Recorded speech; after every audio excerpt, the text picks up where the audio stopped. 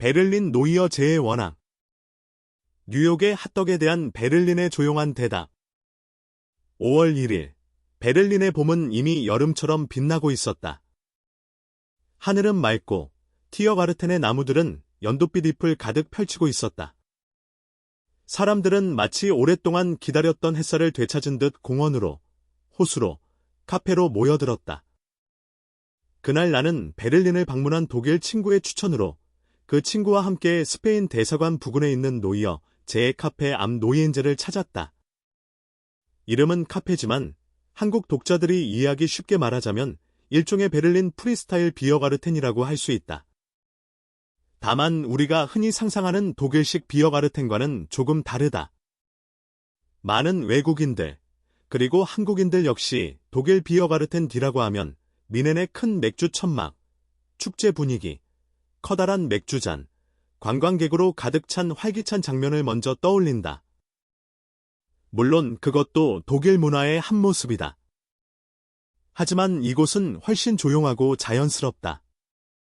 상업적으로 연출된 축제 공간이라기보다 숲과 호수와 사람이 자연스럽게 섞여 있는 베를린식 휴식 공간에 가깝다. 도시 한복판인데도 이곳에 들어서면 베를린의 소음은 갑자기 멀어진다. 오래된 나무들, 물가의 산책길, 햇빛을 받은 호수, 나무 그늘 아래 자연스럽게 놓인 테이블들이 먼저 눈에 들어온다. 비어가르텐이 자연을 밀어내고 들어선 것이 아니라 오히려 자연 속으로 조용히 스며든 듯한 장소다. 그리고 그곳에서 나는 뜻밖의 장면을 보았다. 원앙이었다. 한국 사람이라면 이 새를 그냥 지나치기 어렵다.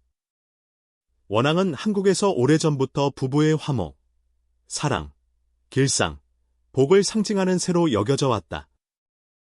혼례 때 쓰이던 원앙 목각 인형, 전통 자수 속의 원앙, 원앙처럼 살라는 말 속에는 함께 살아가는 삶에 대한 소박하지만 깊은 바람이 담겨 있다.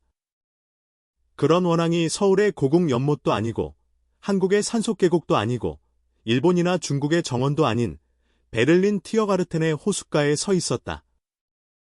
수컷 원앙은 멀리서도 눈에 띄었다. 주황빛, 붉은 불이, 흰색과 검은색의 선명한 무늬, 보랏빛과 갈색이 섞인 가슴. 마치 누군가 붓으로 그린 동양화 속 새가 갑자기 숲속 흙길 위로 걸어 나온 것 같았다.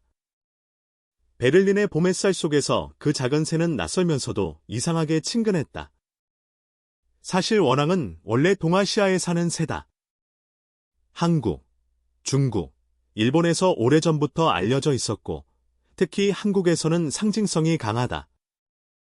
그런데 유럽에서도 원앙은 완전히 낯선 새가 아니다. 관상용으로 들여온 원앙들이 자연으로 퍼져나가면서 일부 도시 공원과 호수에 정착한 경우가 있다. 베를린과 포츠담 일대에도 오래전부터 원앙이 살고 있다고 한다.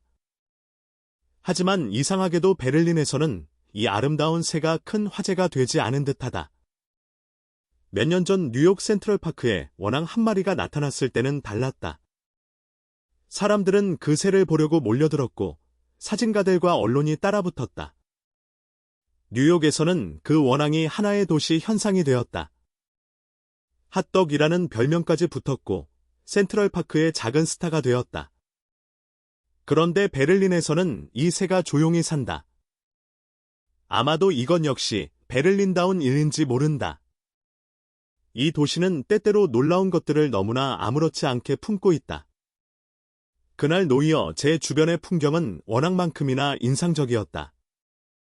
카페 앞 노이엔제의 테이블은 오래된 나무 아래 놓여 있었고 사람들은 맥주와 커피를 마시며 햇살을 즐기고 있었다. 바닥은 번쩍이는 포장도로가 아니라 흙과 나무 그늘이 살아있는 공간이었다. 도시 한복판인데도 마치 시골 호숫가에 들어온 듯한 느낌이었다. 카페 바로 앞에서는 보트를 탈 수 있었다. 연인들이 천천히 노를 저었고 아이들은 물 위에서 웃었다. 가족들은 호수 위에서 시간을 보냈고 산책객들은 물가에 앉아 햇살을 즐겼다. 그중 한 장면이 오래 기억에 남았다.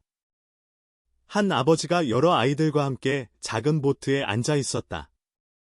손에는 맥주잔이 있었고 잠시 그 잔을 바닥에 내려놓은 뒤 다시 노를 잡았다. 아이들은 아버지 곁에 모여 있었고 햇빛은 물 위에서 반짝였다. 그 모습은 너무나 평화로웠다. 마치 한 폭의 그림 같았다. 그림에 제목을 붙인다면 이렇게 부르고 싶었다. 베를린의 완전한 지상 행복. 조금 더 걸어가면 비어가르텐의 소음은 멀어지고 사람들은 물가에 앉아 조용히 햇살을 즐기고 있었다. 어떤 이들은 책을 읽고 어떤 이들은 아무 말 없이 호수를 바라보고 있었다. 바로 옆에서는 젊은 여성들이 쿠르드 전통음악에 맞춰 춤을 추고 있었다. 그들의 움직임은 자유로웠고 주변 사람들은 그것을 자연스럽게 받아들였다. 누구도 이상하게 보지 않았다. 누구도 방해하지 않았다. 그들은 그저 그 순간을 살고 있었다. 나는 그 모습을 보며 다시 생각했다. 이것이 베를린이다. 베를린은 완벽하게 아름다운 도시는 아니다. 때로는 거칠고, 낡았고, 복잡하고, 차갑다. 그러나 이 도시에는 이상한 힘이 있다. 서로 다른 사람들이 각자의 방식으로 존재할 수 있는 힘 숲속 비어가르텐에서 맥주를 마시는 가족, 호수 위에서 노를 젓는 아이들, 쿠르드 음악에 맞춰 춤추는 젊은이들, 그리고 동아시아에서 온 상징의 세원왕까지. 모두가 같은 장면 안에 있었다. 한국인에게 원앙은 특별한 새다. 그래서 베를린에서 원앙을 만난다는 것은 단순히 보기 드문 새를 발견했다는 의미만은 아니다. 그것은 한국의 전통적인 상징이 베를린의 자유로운 일상과 만나는 순간이다.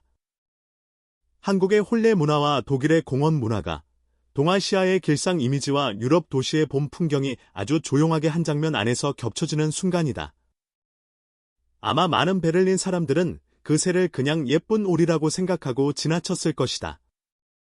하지만 한국인의 눈에는 조금 다르게 보인다.